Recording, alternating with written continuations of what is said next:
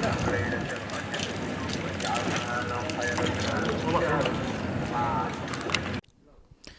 الله الرحمن الرحيم. قدومي ku-xigeenka amniga iyo siyaasadda gobolka banaadir, gudoomiyaasha degmooyinka qaybta galbeed, taliyaha qaybta galbeed, taliyaasha saldhigyada qaybta galbeed, dhammaan assalaamu calaykum waraxmatullahi wabarakaatuh. salaan kadib, cawada waxaan howlgal ku sameynay qaybaha kala duwan ee qaybta galbeed, gaar ahaan degmada wadajir shanteeda waaxood. howlgalkaas waxaa kormeer inoogu yimid gudoomiye ku-xigeenka amniga siyaasadda gobolka banaadir.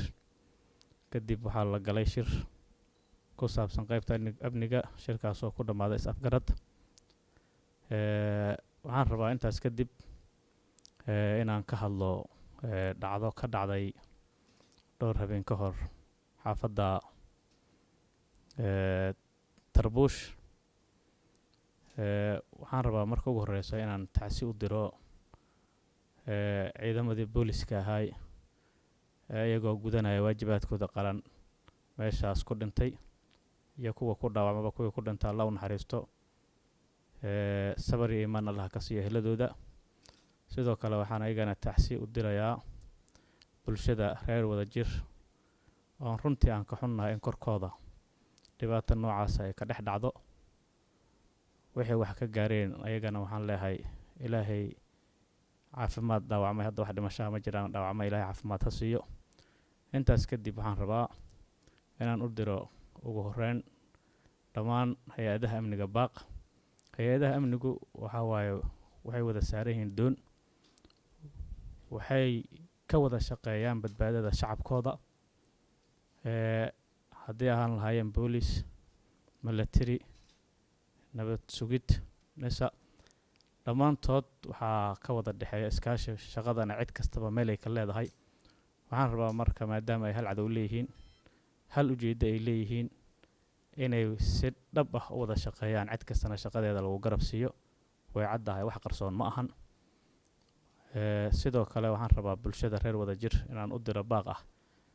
boolisku waa saaxiibka bulshada, waa badbaadiyaha bulshada, inay si dhab ah ula shaqeeyaan, si dhow ula shaqeeyaan, si ay uga badbaadaan fal kasta oo keeni kara amni darro. intaas kadib waxaan rabaa inaan ayagana u diro fariin kuwa qaswadayaasha ah oo mar kastaba jecel inay ka shaqeeyaan amni darro. cid kasta oo arrintaas lagu qabto waxaa laga qaadi doonaa tallaabo sharci ah. waan garanaynaa dadka la isticmaalayo iyo dadka isticmaalaya intaba. haddii aysan ka waantoobin, waxaa dhalan doonto in madaarkana la keeno, waajibaadka ku habboonna laga qabto. waxaan rabaa inaan fursad siiyo ay ka shaqeeyaan dalkan. waa la wada leeyahay, xaalado badan uu soo maray. waxaa ina anfacayso dowladnimada, waxaa ina anfacayso inaan ka wada shaqeyno horumarka dalka iyo dadkaba. marka inay baaqaas qaado doonaan aan rajaynaynaa. aaday u mahadsan yihiin cid kasta oo ka shaqaysay hirgelidda amniga. waxaa jira cadow aan cid uu jecel yahay jirinoo waa la dilay, waa la baaba'sha jecel.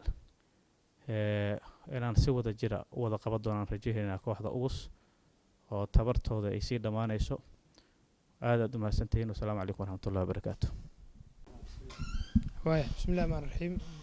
gudoomiyaasha dharkiinley iyo kaxda iyo wadajir, taliyaha qaybta galbeed, taliyaha saldhigga wadajir, kulligiin salaamu calaykum waraxmatullahi wabarakaatu. salaan kadib, sida gudoomiyaha wadajir sheegay, caawa waxaan joognay degmada wadajir. waxaan kormeerkeennii caadiga kasoo bilownay saldhigga wadajir ilaa saldhig galbeed oon hadda shirka jira ayd ku qabanayno. intaas waxaan kusoo marnay howlgallay kormeer oo socod ah oo nagu korgalayno nolosha iyo wada shaqeynta ciidanka iyo shacabka iyo amniga guud ee degmada wadajir.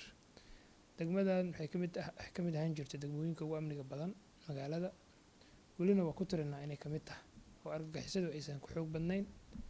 si taas marka loo xoojiyo, haddii dulduleelo yimaadeen ama cadowga uu fursado ka dhexeelay degmadan dhexdeeda, waxaan ugu talagalnay inaan buuxino meelahaas maalmihii u dambeeyey waxaa jiray degmooyinka galbeed qeybo ka mid ah oo wax laga soo tuurtuurayay airboorka iyo meelo kaleba intaba si taas marka anoo og in dadaal ay ku jiraan ciidanka iyo laamaha qeybtan galbeed iyo guud ahaan ciidanka booliskaba waxaa loo baahan yahay in si wada jira la iskaga kaashado meelaha cadowgaas uu fursadaha ka helayo maalin walba oo uu kaga dhibaateynayo meelaha muhiimka u ah shacabka iyo guud ahaan dalka oo dhan cid kastoo marka